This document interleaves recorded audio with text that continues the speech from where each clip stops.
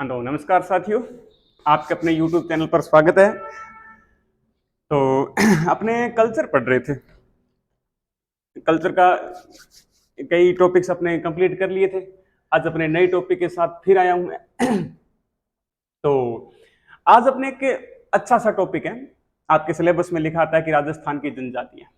उन राजस्थान की जनजातियों के बारे में पढ़ते हैं, यानी वह क्षेत्र या आदिवासी इलाका राजस्थान का जहां पर ज्यादातर जनजातियां रहती हैं। मेवाड़ उदयपुर संभाग है, उसके अंदर ज्यादातर जनजातियां रहती हैं। तो राजस्थान में कई सारी जनजातियां पाई जाती हैं। सारी की सारी विस्तार से अपने चर्चा करेंगे। कोई भी आपका क्वेश्चन छूटेगा नहीं।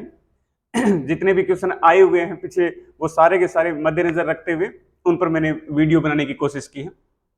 तो राजस्थान की जनजातियां, वह जनजातियां एक होती है अनुसूचित जाति, एक होती है अनुसूचित जनजाति। अंतर दोनों में, यानी राजस्थान की जनजातियां इतनी स्पेशल क्यों हो जाती है पढ़ना? बाकी जातियां हैं वो क्यों इंपॉर्टेंट इतनी नहीं?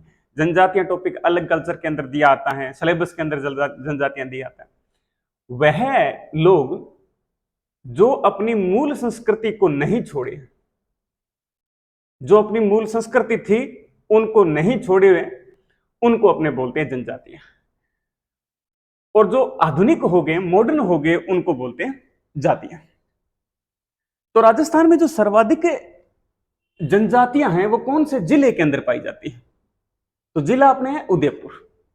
उदयपुर जिले के अंदर सर्वाधिक अनुसूचित जनजाति या जनजातियां पाई जाती हैं। और उदयपुर जिले के अंदर टोटल जो जनजाति हैं वो कितने लोग रहते हैं? जनजातियों के जो लोग हैं वो कितने रहते हैं? तो 15.25 लाख लोग रहते हैं। कम है राजस्थान के ऐसा जिला जहां पर सबसे कम अनुसूचित जनजाति यानी जनजातियां वहां पर कम रहती है, वो है बीकानेर। बीकानेर के अंदर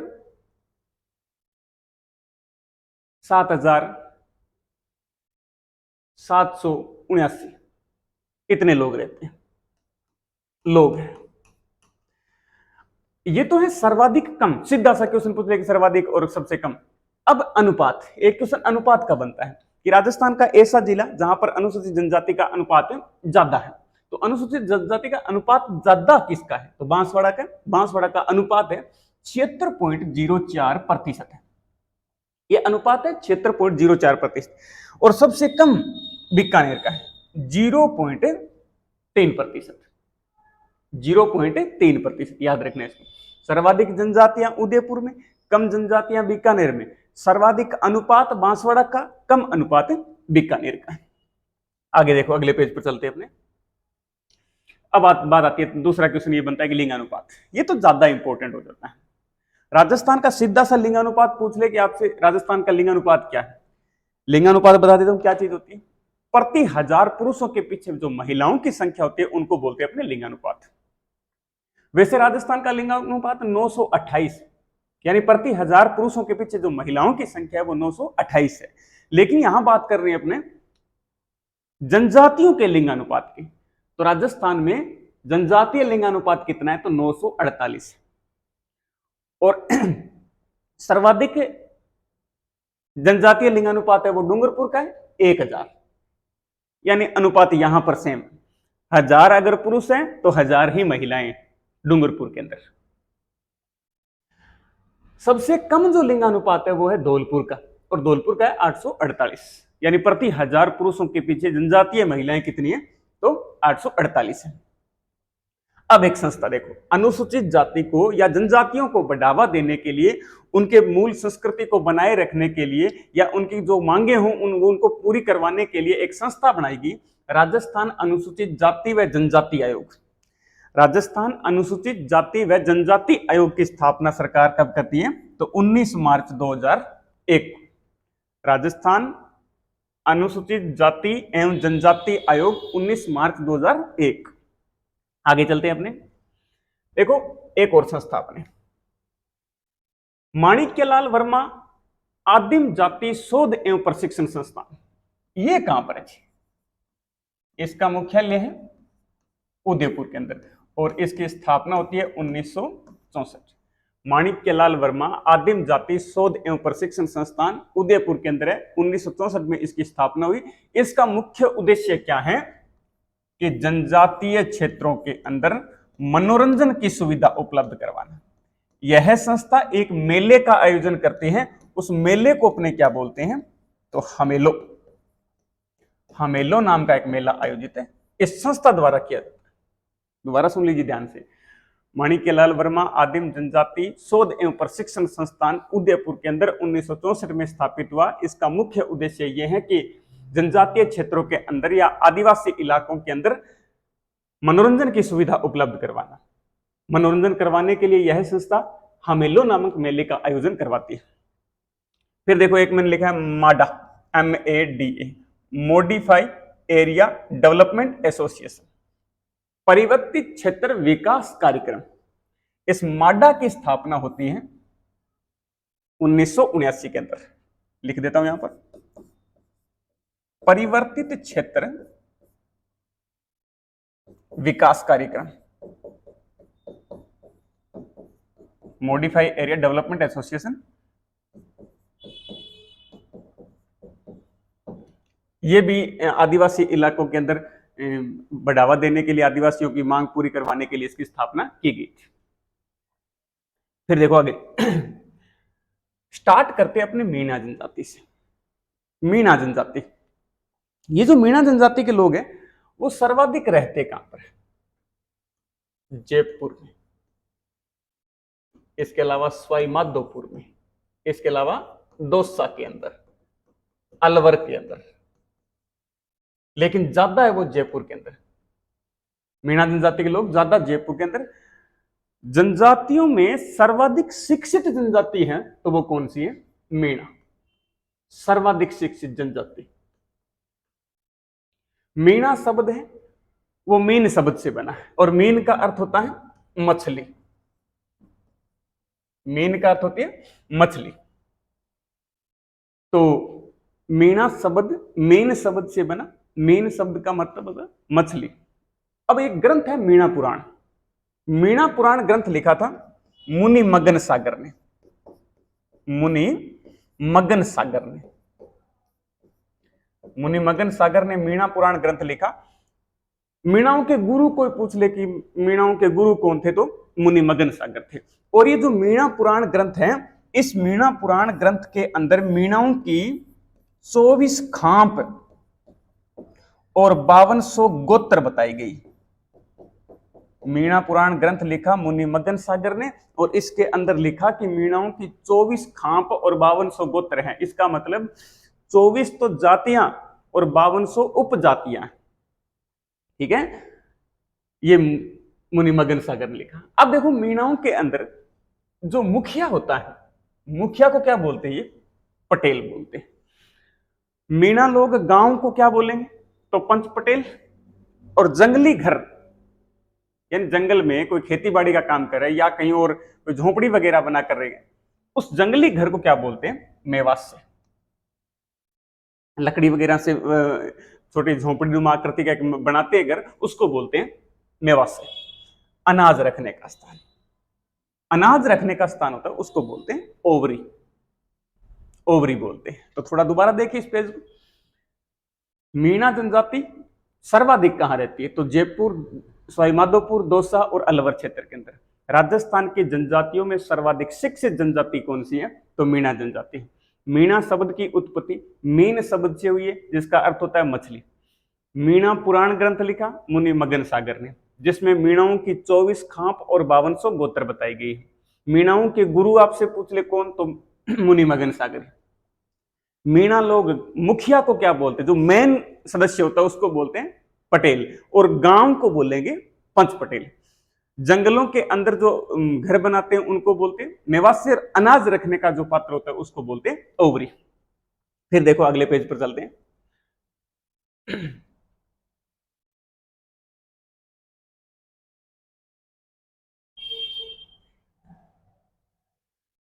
अब मीणाओं के अंदर कई प्रकार है।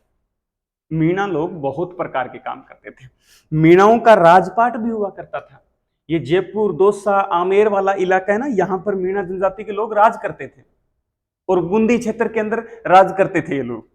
देखो, मीणा, बूंदी क्षेत्र का नाम ही बुंदा मीणा के नाम पर पड़ा है। इसका मतलब बुंदा मीणा नाम का कोई व्यक्ति था जिसने वहां पर राज किया था। इसका मतलब ये राजपाट किया करते थे। और आमेर दोसा क्षेत्र के अंदर भी इनका राजपाट हुआ करता था। बाद में दुल्ले राय मीणाओं को हराकर वहां पर साम्राज्य स्थापित करते हैं। लेकिन दुल्ले राय के बाद या आमेर के कछवाहों का राज तिलक करने वाली जाति ही मीणा जाति है। तो जमींदार मीणा, यानी सारे के सारे काम करते हैं। जमींदार मीणा, जो मीणा व्यक्ति खेतीबाड़ी का काम करता है, जो मीणा व्यक्ति खेतीबाड़ी का काम करता है उसको क्या बोलेंगे अपने?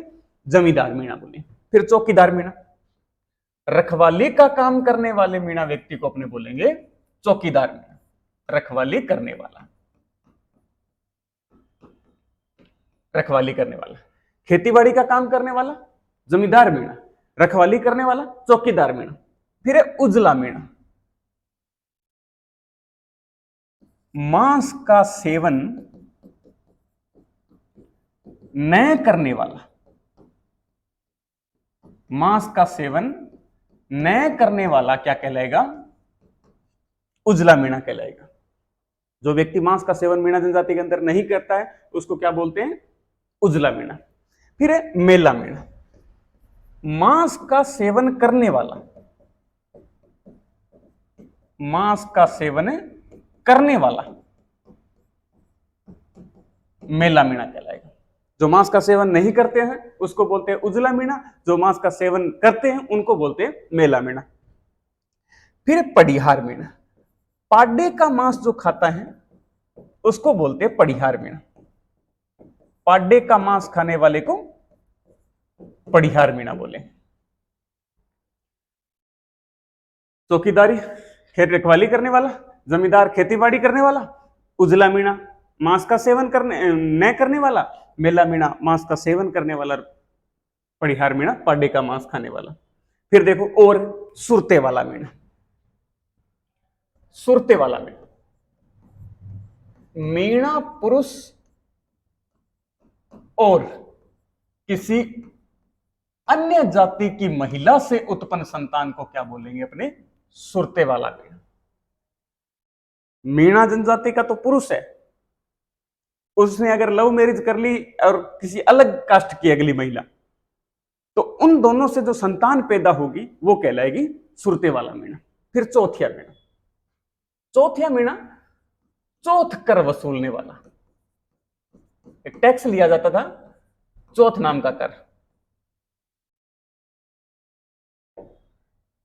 यानी इनकम का चौथा हिस्सा, उसको बोला जाता था चौथिया कर। और चौथिया कर वसूलने वाले को चौथिया मीणा कहते थे। ठीक है, चौथिया कर वसूलने वाले को चौथिया मीणा। और उत्तरी पूर्वी मीणा, कहते हैं उत्तरी पूर्वी मीणा है वो उच्च कुल का माना जाता है। उच्च कुल का मीणा है वो उत्तरी पूर्वी मीणा कहलाता था। और जो निम्न कुल का मीणा है उसको बोलते थे दक्षिणी पूर्वी मीणा। उच्च कुल का उत्तरी पूर्वी मीणा, निम्न कुल का दक्षिणी पूर्वी मीणा है। एक है उत्साहार मीणा, उत्साहार मीणा। कर्नल टोड ने कहा कि असली मीणा ये है। आपसे पूछ ले कि कर्नल टोड ने असली मीणा किसको माना, तो उत्साहार वंश के मीणाओं को कर्नल टोड ने असली मीणा माना है। फिर देखो मीणाओं की कुल देवी, मीणाओं की कुल देवी कौन सी है? तो जीर्ण माता याद करना। जीर्ण माता, रेवासा सीकर के अंदर जीर्ण माता का मंदिर है और वो जीर्ण माता है मीणाओं की कुल देवी। फिर आपसे एक चीज और पूछ लेते, कई बार अभी तक आया तो है नहीं ऐसा कोई क्वेश्चन, तो फिर भी कोई पूछ ही ले तो सीधा सा आपसे पूछेंगे कि मीणा जनजाति की कुल देवी कौन सी है, तो आपको करना है जीर्ण माता। फिर अलवर के मीणाओं की कुल देवी, तो अलवर क्षेत्र के अंदर मीणा लोग रहते हैं, उनकी कुल देवी, तो अलवर के अंदर नारायणी माता का मंदिर, अलवर के मीणाओं की कुल देवी हो जाएगी नारायणी माता। फिर भरतपुर के अंदर, भरतपुर के मीणाओं की कुल देवी कौन सी? तो भरतपुर के अंदर, भरतपुर और अलवर क्षेत्र के अंदर वही नारायणी माता है। इसके करौली के जो मीणाओं की कुल देवी होगी वो केला देवी हो जाएगी। ये अलग थोड़ा सा है, बाकी सीधा सा क्वेश्चन पूछते हैं कि मीणाओं की कुल देवी कौन सी, तो जीण माता। अब इनके देवता, देवता दो देवता याद करने हैं, एक है बुज देवता, बुज देवता, और दूसरे गौतमेश्वर बाबा, गौतमेश्वर बाबा। इस गौतमेश्वर बाबा को भूरिया बाबा भी बोलते हैं, भूरिया बाबा। कहते हैं भूरिया बाबा की सौगंध खाकर मीणा जनजाति के लोग झूठ नहीं बोलते, भूरिया बाबा की सौगंध खाकर झूठ नहीं बोलेंगे। राजस्थान के अंदर गौतमेश्वर बाबा या भूरिया बाबा का जो सबसे बड़ा मंदिर है वो है अरनोद प्रतापगढ़ के अंदर, अरनोद प्रतापगढ़ के अंदर ये जगह पड़ती। कहते हैं मंदिर के अंदर वर्दीधारी पुलिसकर्मी नहीं जाते। और यहां पर जो मेला लगता है गौतमेश्वर बाबा का, वो कब लगता है, तो वैशाख पूर्णिमा याद कर लेना आपने, वैशाख पूर्णिमा को मेला लगता है। ये चीजें याद करनी है, इस पेज पे दोबारा बता देता हूं आपको। तो मीणा जनजाति के पुरुष और किसी अन्य जाति की महिला से जो कोई संतान होगी तो वो बोलेंगे सुरते वाला मीणा। चौथ या नाम का एक टैक्स हुआ करता था, उसको कोई वसूल रहा है तो वो चौथिया मीणा कहलाएगा। उच्च कुल की मीणा को उत्तरी पूर्वी मीणा और निम्न कुल के मीणा को दक्षिणी पूर्वी मीणा। और कर्नल टोड ने किसी को असली मीणा कोई जाति को माना तो वो है उसहार मीणा। फिर देखो इनकी कुलदेवी, कुलदेवी जीण माता याद करना है। नवरात्रों में मेला लगता है, रेवासा सीकर के अंदर माता का मंदिर है। फिर देवता, मीणाओं के देवता कोई पूछे तो बुज देवता और एक गौतमेश्वर बाबा। गौतमेश्वर बाबा को दूसरा नाम है भूरिया बाबा। गौतमेश्वर बाबा या भूरिया बाबा का मंदिर अरनोद प्रतापगढ़ के अंदर है और वैशाख पूर्णिमा को मेला लगता है। कहते हैं भूरिया बाबा की सौगंध खाकर मीणा जनजाति के लोग झूठ नहीं बोलते। अगले पेज पर अपने चलते हैं। रामेश्वरम, सवाई माधोपुर के अंदर यह जगह पड़ती है, सवाई माधोपुर के अंदर। इस रामेश्वरम को मीणाओं का प्रयाग कहते हैं, मीणाओं का प्रयाग कहा जाता है। परशुराम जी की तपोभूमि थी, परशुराम जी की तपोभूमि। यहां पर मीणा जनजाति का प्रसिद्ध मेला लगता है रामेश्वरम सवाई माधोपुर, जहां पर 3 नदियों का संगम भी। रामेश्वर में 3 नदियां आकर मिलती है। वो 3 नदियां कौन कौन सी यहां पर आकर मिलती है, तो एक नदी है चंबल, दूसरी है बनास और तीसरी है सीप। चंबल, बनास और सीप नदियों के त्रिवेणी संगम पर रामेश्वरम है, जिसको मीणा जनजाति का प्रयाग कहते हैं। वहां पर ये परशुराम जी की तपोभूमि मानी जाती है। ये तो देवता हो गए, देवियां हो गई और इनका मेला हो गया। अब जो मीणा जनजाति में कई विवाह के प्रकार हैं, वो विवाह के प्रकार देखो कौन से हैं। विवाह है वो किस तरीके से होते हैं, विवाह ठीक है, नाता। पुनर्विवाह की जो प्रथा है वो क्या कहलाती है, नाता कहलाती है, पुनर्विवाह की प्रथा।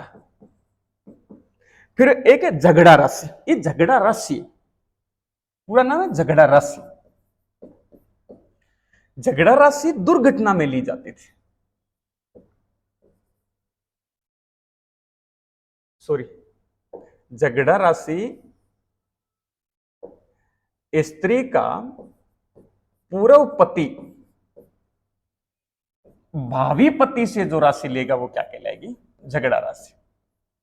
मान लिया देखो, अगर कोई महिला ये बोल दे अपने पति को कि मैं तेरे साथ नहीं रहना, मेरे को कोई और पसंद आ गया, तो पहले वाला जो पति कहेगा वो क्या, और तो फिर वो क्या कह सकता है, बेवफाई तो बेचारे के साथ हो ही गई।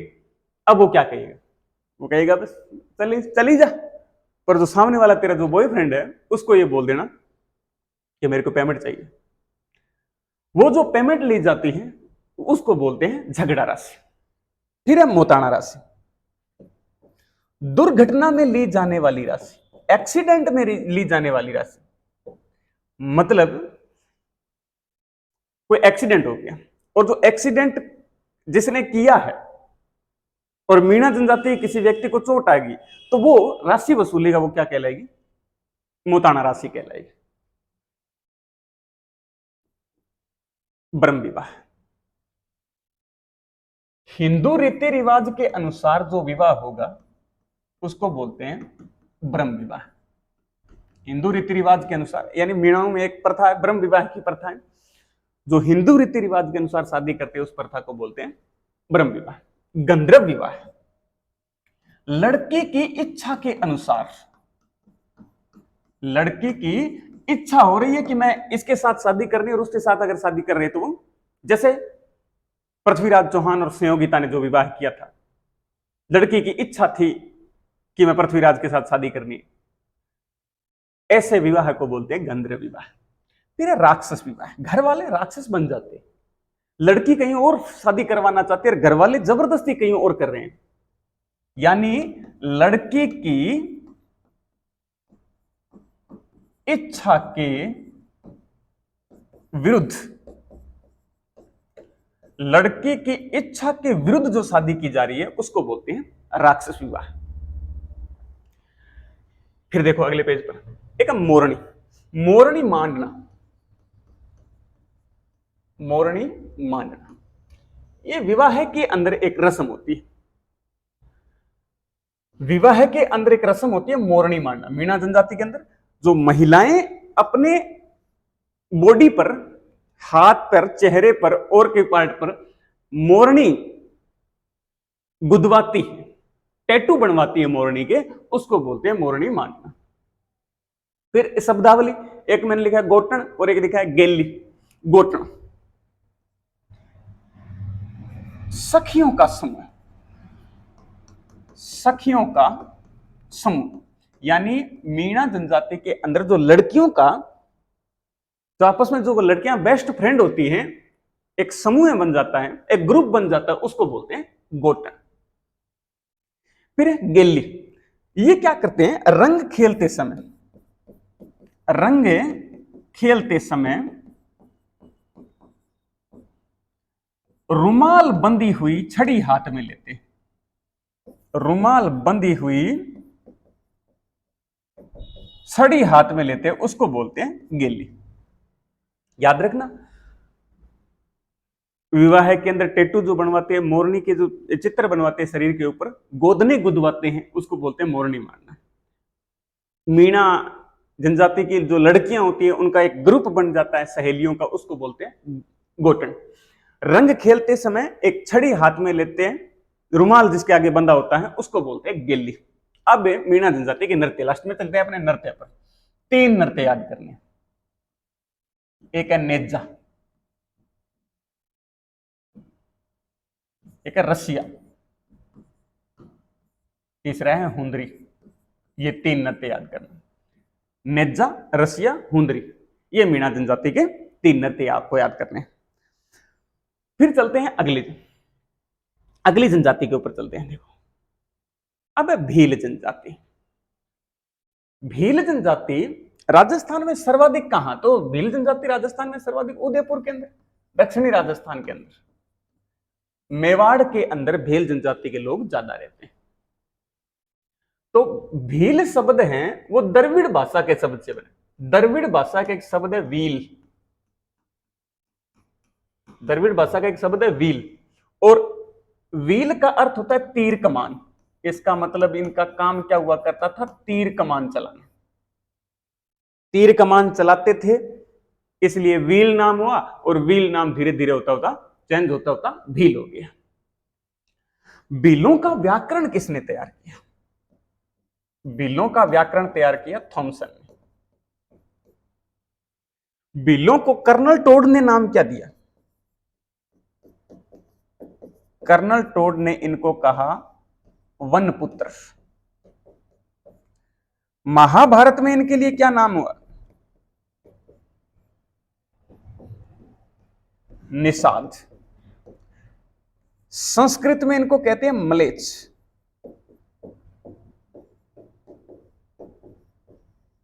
और मानव शास्त्री लोग हैं वो इनको कहते हैं मुंडा, मुंडा। ठीक है, तो अब बात करते हैं मीणाओं की मुखिया की। मीणा जनजाति के अंदर अगर एक गांव का मुखिया, एक गांव का मुखिया है तो उसको बोलेंगे तदवी, या इसको बोलेंगे वंशाऊ। अगर वही मुखिया कई गांव का है, कई गांव का मुखिया है, तो उसको बोलते हैं गमेती, या इसको बोलते हैं पालवी। गमेती या पालवी। दोबारा सुनिए थोड़ा सा। भील जनजाति के लोग ज्यादा कहां रहते हैं? तो उदयपुर याद करना आपको। दक्षिणी राजस्थान में ज्यादा ये भील जनजाति के लोग रहते हैं। भील शब्द की उत्पत्ति द्रविड़ भाषा के वील शब्द से हुई, और वील का अर्थ होता है तीर कमान, यानी इनका काम हुआ करता था तीर कमान चलाना। और भीलों का जो व्याकरण है, इनकी ग्रामर है, वो किसने तैयार की? तो थॉमसन नाम का एक राइटर हुआ था, उसने भीलों का व्याकरण तैयार किया था। अब अलग अलग राइटरों ने, अलग अलग इतिहासकारों ने अलग अलग नाम दिए। जैसे मानव शास्त्री इन भीलों को क्या बोलते हैं? तो मुंडा याद करना है अपने को। कर्नल टोड ने नाम दिया था वनपुत्र। संस्कृत में इनको मलेच कहा गया, और महाभारत में इनको निषाद कहा गया।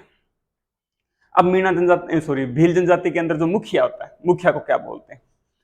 एक गांव का अगर मुखिया है तो उसको बोलते हैं तदवी या वंशाऊ, या तो तदवी बोल देंगे या इनको वंशाऊ बोल देंगे। अगर वही कई गांव का मुखिया है तो उसको बोलेंगे गमेती, या बोल देते हैं पालवी।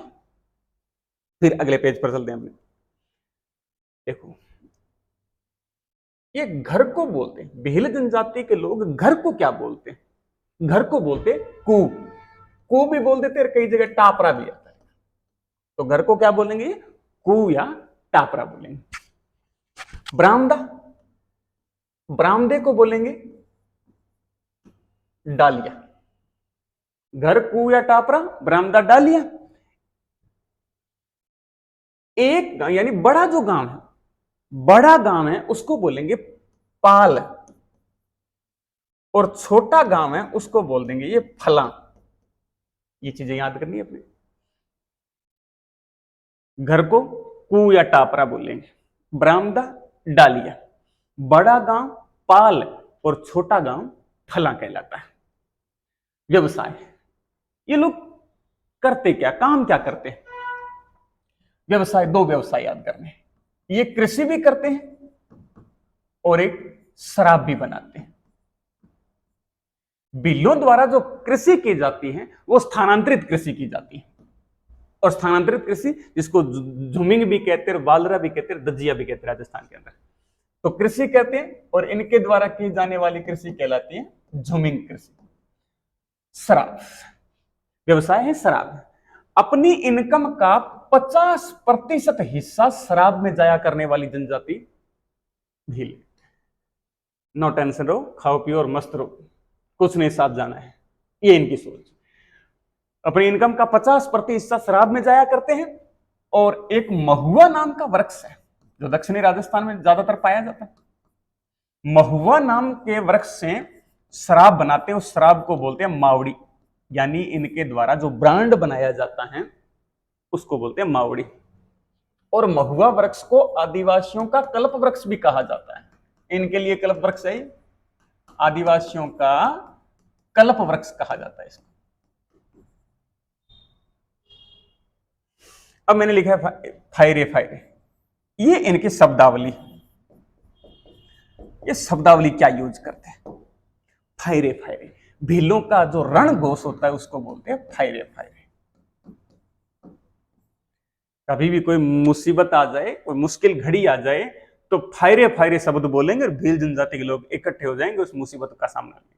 तो भीलों का रणघोष क्या कहलाता है? फायरे फायरे। डाम लगाना, ये डाम लगाना उपचार पद्धति होती है, उपचार पद्धति। छोटी मोटी दिक्कत होती है, डाम लगा के सही कर लेते हैं। क्या होता है डाम लगाना? तो कहीं कोई शरीर के पार्ट पर थोड़ी बहुत सूजन आ गई हो, या कोई गुमड़ा हो गया हो, तो उसको ठीक करने के लिए सरिया गर्म करते हैं और उस पर लगा देते हैं, बॉडी के पार्ट पर लगा देते हैं, और उस पद्धति को बोलते हैं डाम लगाना। एक पाखरिया भील। पाखरिया भील किसको बोलते हैं? शत्रु सेना के घोड़े को मारने वाला, घोड़े को मारने वाला। किसी भी दुश्मन की सेना के घोड़े को अगर मार दिया तो उस भील को बोलेंगे पखरिया भील। एक अपने आप से सम्मान का प्रतीक होता है पखरिया भील। पाड्डा शब्द बोलने से बहुत खुश होते हैं।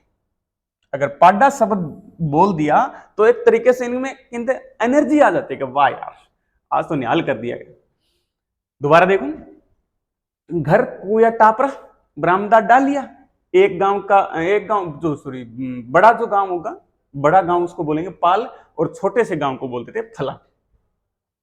व्यवसाय, दो तरीके के व्यवसाय इनमें प्रमुख है। एक तो कृषि करते हैं, एक स्थान से दूसरे स्थान पर यानी जंगलों को जलाकर कृषि करते हैं। एक स्थान पर 3-4 साल कृषि की, वो क्षेत्र अनुपजाऊ हो गया तो नए स्थान पर जाकर कृषि करना शुरू कर देते हैं। उस कृषि को बोलते हैं जुमिंग वालरा या स्थानांतरित कृषि। दूसरा काम क्या करते हैं? शराब बनाते हैं। अपनी इनकम का 50% हिस्सा शराब में जाया करते हैं। महुआ नाम का एक पेड़ होता है, उससे ये शराब बनाते हैं। महुआ पेड़ से मावड़ी नामक शराब बनाते हैं, और महुआ वृक्ष को आदिवासियों का कल्प वृक्ष कहा जाता है। अब इनमें मैंने कई शब्दावली बताई। बिलों का जो रणघोष होता है उसको बोलते हैं फायरे फायरे। उपचार पद्धति है वो डाम लगाना है। शत्रु सेना के घोड़े को मारने वाले भील को पखरिया भील बोलेंगे, और पाड्डा शब्द किसी भील को बोल देते तो भील खुश हो जाता है। फिर टोटमवाद, ये विवाह के प्रकार है, दोनों के दोनों विवाह के प्रकार। टोटमवाद, किसी पशु पक्षी को साक्षी मानकर, किसी पशु पक्षी को साक्षी मानकर विवाह करना क्या कहलाएगा? टोटमवाद कहलाता है। किसी पशु पक्षी को पवित्र मानकर, साक्ष्य मानकर उसकी सौगंध खा लेते हैं और विवाह करते हैं, उसको बोलते हैं टोटमवाद। फिर हाथी वेडो विवाह, किसी वृक्ष को साक्षी मानकर विवाह करना हाथी वेडो विवाह कहलाता है। पशु पक्षी जानवर को साक्षी मानकर विवाह कर रहे हैं तो कौन सा प्रकार हो गया? तो टोटमवाद हो गया। अगर वह किसी पेड़ पौधे वृक्ष को साक्षी मानकर विवाह करते हैं तो वो बोलते हैं हाथी वेडो विवाह। जी हाँ, हाथी वेडो विवाह है ना। इस हाथी वेडो विवाह के अंदर वर को तो बोलते हैं हर्ज और वधु को बोलते हैं लाडी। तो क्वेश्चन पूछे कि हाथी वेडो विवाह के अंदर वर को क्या बोलते हैं, तो हर्ज बोलते हैं और वधु को बोलते हैं लाडी। फिर भगोरिया पर्व, यह पर्व होता है, एक मेला आयोजित होता है। इस भगोरिया पर्व के अंदर युवक युवतियां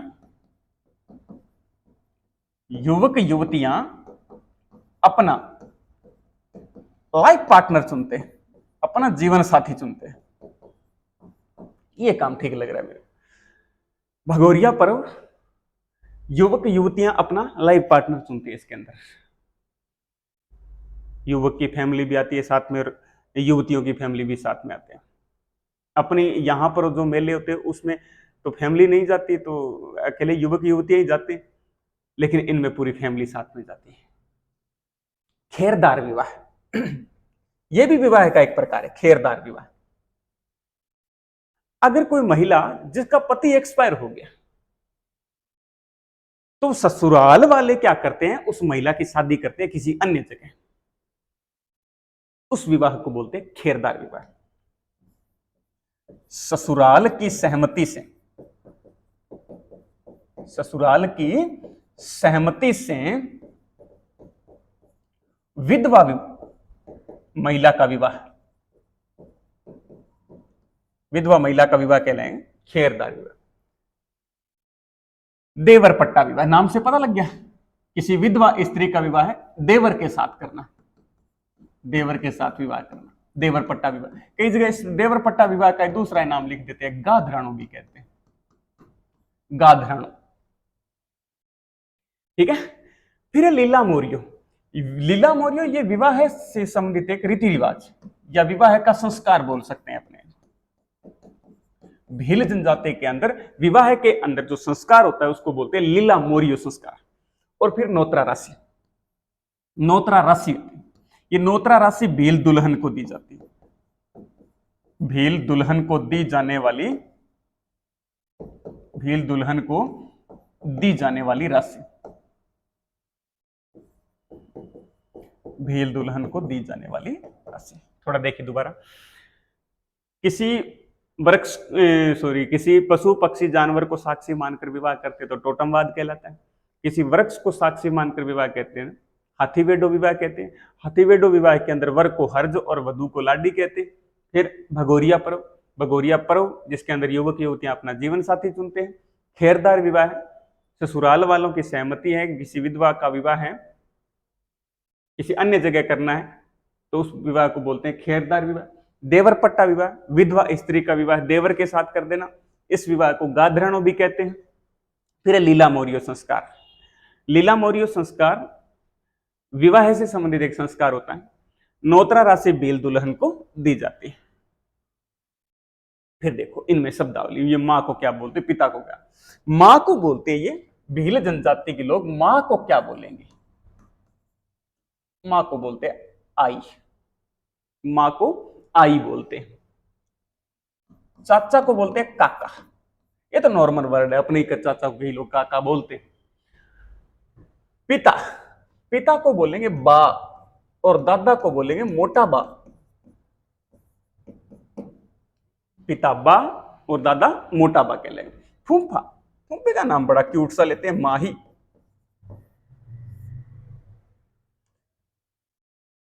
ये अलग अलग कल्चर देखो। अपने इस क्षेत्र के अंदर हर रिलेशन है उनके नाम चेंज हो गए। बाप को पापा बोलते हैं, डैडी बोल देते हैं। मां को मम्मी बोल देते हैं। जीजा है जिसका नाम जीजू हो गया वर्तमान में। मामा को मामू बोल देते हैं, नाना को नानू बोल देते हैं। चेंज होता जा रहा है।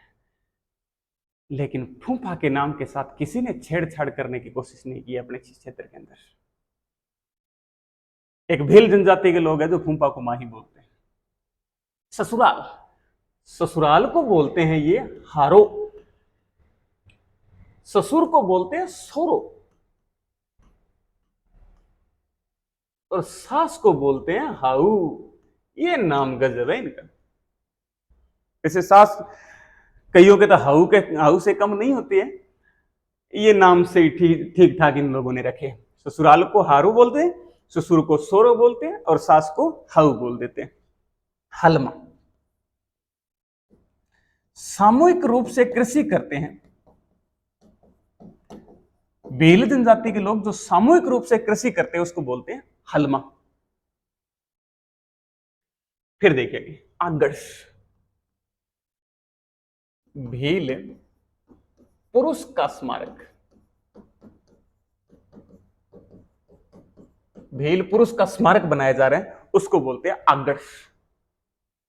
और भील स्त्री का स्मारक, भील स्त्री का स्मारक क्या कहलाएगा, तो मातलोक कहलाएगा। भील पुरुष का स्मारक तो कहलाएगा अगड़, भील स्त्री का स्मारक कहलाएगा मातलोक। शीरा चोकली, शीरा चोकली को कई जगह शीरा चोकली, शीरा चोकली को कई जगह लिख देते हैं चीरा बाउसी। शीरा चोकली या चीरा बाउसी। हूबहू प्रतिमा बनाना, मर्तक की हूबहू प्रतिमा बनाना शीरा चोकली या चीरा बाउसी कहलाता है। तो भील पुरुष का स्मारक है वो तो कहलाएगा अगड़, और भील स्त्री का स्मारक है वो कहलाएगा मातलोक। अगर किसी मर्तक की हूबहू प्रतिमा जैसा था वैसी की वैसी अगर कोई प्रतिमा बना रहे तो उसको बोलते हैं शीरा चोकली या चीरा बाउसी। अब देखो भीलों के अंदर जो मेले होते हैं वो मेले कौन कौन से आयोजित होते हैं। एक है मानगढ़ धाम मेला। मानगढ़ धाम मेला बांसवाड़ा के अंदर लगता है। यह भीलों का प्रसिद्ध मेला है। मानगढ़ पहाड़ी पर 1500 भील मारे गए थे 17 नवंबर 1913 के अंदर। उस घटना की याद में आश्विन पूर्णिमा को हर साल यहां पर मेला आयोजित किया जाता है। यह प्रसिद्ध मेला है भीलों का। फिर एक है घोटिया अंबा मेला। घोटिया अंबा मेला यह भी बांसवाड़ा के अंदर ही लगता है। यह लगता है मानगढ़ धाम वाला तो आश्विन पूर्णिमा, आश्विन पूर्णिमा। और ये जो गोटिया अंबा मेला है ये लगता है चैत्र अमावस्या को। गोटिया अंबा मेला लगता है चैत्र अमावस्या को। फिर एक इनमें प्रसिद्ध मेला लगता है बेणेश्वर मेला, तो बहुत ही फेमस मेला है बेणेश्वर मेला। नवाटापुरा गांव में लगता है, नवाटापुरा गांव डूंगरपुर के अंदर, डूंगरपुर के अंदर लगता है। ये 3 नदियों के संगम पर लगता है, सोम, माही और जाखम। सोम, माही और जाखम नदियों के त्रिवेणी संगम पर यह मेला लगता है। यह मेला लगता है माघ पूर्णिमा को। आदिवासियों का कुंभ इस मेले को कहा जाता है। गोटिया अंबा मेला बांसवाड़ा में चैत्र अमावस्या को लगता है। वैसे चैत्र अमावस्या को एक पाबूजी का मेला भी लगता है कोलूमंड के अंदर, वो भी साथ में याद कर लेना। एक मानगढ़ धाम मेला लगता है आश्विन पूर्णिमा को बांसवाड़ा के अंदर। एक बेणेश्वर मेला नवाटापुरा गांव डूंगरपुर के अंदर लगता है। सोम, माही और जाखम नदियों के त्रिवेणी संगम पर लगता है। और माघ पूर्णिमा को बेणेश्वर मेला लगता है, जिसको आदिवासियों का कुंभ कहते हैं। फिर अगले पेज पर चलते हैं। देवता, देवता कौन? भीलों के देवता, देवता इनके ऋषभ देव जी। ऋषभ देव जी या आदिनाथ जी बोल सकते हैं। ऋषभ देव जी या आदिनाथ जी, इनका मंदिर है धुलेव उदयपुर में। धुलेव उदयपुर के अंदर इनका,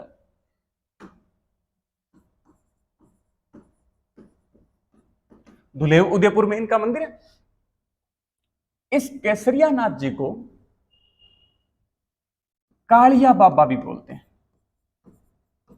कालिया बाबा। और केसरिया नाथ जी बोलते हैं, 3-4 नाम है, बताऊंगा क्यों नहीं बोलते हैं। मेला लगेगा आदिनाथ जयंती के दिन, यानी ऋषभ देव जयंती के दिन मेला लगता है, यानी चैत्र कृष्ण अष्टमी को इनका मेला आयोजित होता है।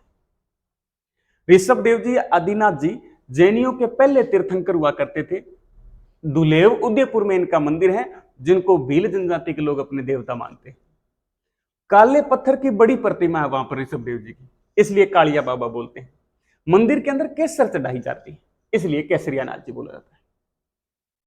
भील जनजाति के लोग कालिया बाबा की सौगंध खाकर झूठ नहीं बोलते, ये चीज याद रखना। मीणा जनजाति के लोग भूरिया बाबा की सौगंध खाकर झूठ नहीं बोलते, और भील जनजाति के लोग कालिया बाबा की सौगंध खाकर झूठ नहीं बोलते। फिर इनकी देवियां, भीलों की कुल देवी, कुल देवी तो है आमजा माता। कुल देवी आमजा माता, जिनका मंदिर है केलवाड़ा नामक स्थान उदयपुर के अंदर। एक है खोडियाल माता। खोडियाल माता, विकलांग भील कौन सी माता का पूजन करता है जी? तो विकलांग भील खोडियाल माता का पूजन करता है। भीलों की कुल देवी आमजा माता है, विकलांग भील कौन सी माता का पूजन करता है? तो खोडियाल माता का पूजन करता है। एक इनकी देवी है गोरजा माता। भील जनजाति के लोग गवरी लोक नाटक के दौरान, गवरी लोक नाटक के दौरान कौन सी माता का पूजन करते हैं? तो गोरजा माता का। एक इनकी देवी है होवण माता। होमण माता, प्राकृतिक आपदा के समय होमण माता का पूजन करते हैं। प्राकृतिक आपदा अभी तो वो कौन सी माता का पूजन करेंगे? होमण माता। एक इनमें देवी है भराड़ी माता। भराड़ी माता, विवाह के अवसर पर भील जनजाति के लोग भराड़ी माता का पूजन करते हैं, और दीवारों के ऊपर भराड़ी माता के चित्र भी बनाए जाते हैं, जिसको भराड़ी चित्रण बोलते हैं। तो देवियां याद करिए, कुल देवी आमजा माता, केलवाड़ा उदयपुर में मंदिर है। एक है खोडियाल माता, विकलांग भील पूजा करता है। गोरजा माता, गवरी लोक नाटक के दौरान भील जनजाति के लोग पूजा करते हैं। प्राकृतिक आपदा के समय होमण माता का पूजन करते हैं, और विवाह के अवसर पर ये भराड़ी माता का पूजन करते हैं, और दीवारों के ऊपर चित्र बनाते हैं, उसको बोलते हैं भराड़ी चित्रण। फिर चलते हैं अपने अगले पेज पर। अब भीलों के नृत्य, नृत्य बहुत सारे इनके। एक है नेजा। अब आप कहोगे सर नेजा तो मीणाओं में बताया था। नेजा नृत्य भीलों का भी है और नेजा नृत्य मीणाओं का, दोनों का ही। होली और इसके आसपास के दिनों में नृत्य किया जाता है। एक है दवीचकी नृत्य, गवरी नृत्य। बाकी लोक नृत्य टॉपिक आएगा तो और विस्तार से बताऊंगा कौन कौन से अवसरों पर। इतना इतना याद करना, इतना भी जनजातियां पढ़ रहे तो साथ साथ में थोड़ा यही भी हो जाए। नेजा नृत्य, द्विचक्री नृत्य, गवरी, हाथी मना, गेर नृत्य, गोरी,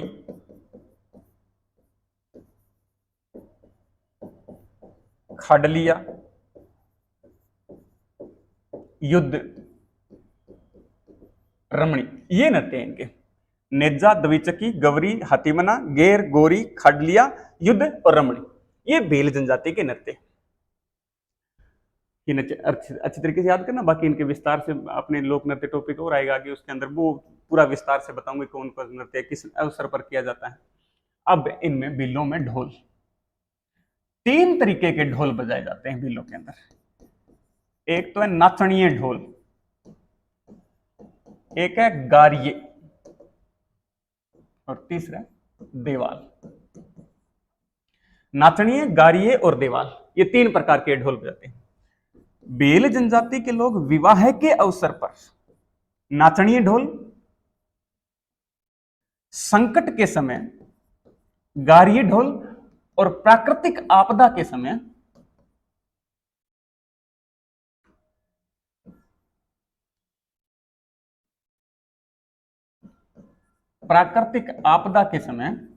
देवाल ढोल बजाते हैं। ये 3 तरीके के ढोल। तो नृत्य याद करना, नेजा, द्विचकी, गवरी, हाथीमना, गेर, खाडलिया, युद्ध, गोरी, रमणी। ये नृत्य है। ढोल 3 प्रकार के, नाचणीय, गारिये और देवाल। नाचणीय ढोल विवाह के अवसर पर, गारिये ढोल प्राकृतिक आपदा के समय, और गारिये ढोल संकट के समय, और देवाल ढोल है वो प्राकृतिक आपदा के समय बजाए जाते हैं। तो अपने 2 जनजातियां पढ़ लिया, एक मीणा जनजाति पढ़ ली और एक भील जनजाति। ये 2 अच्छी तरीके से पढ़ लेना।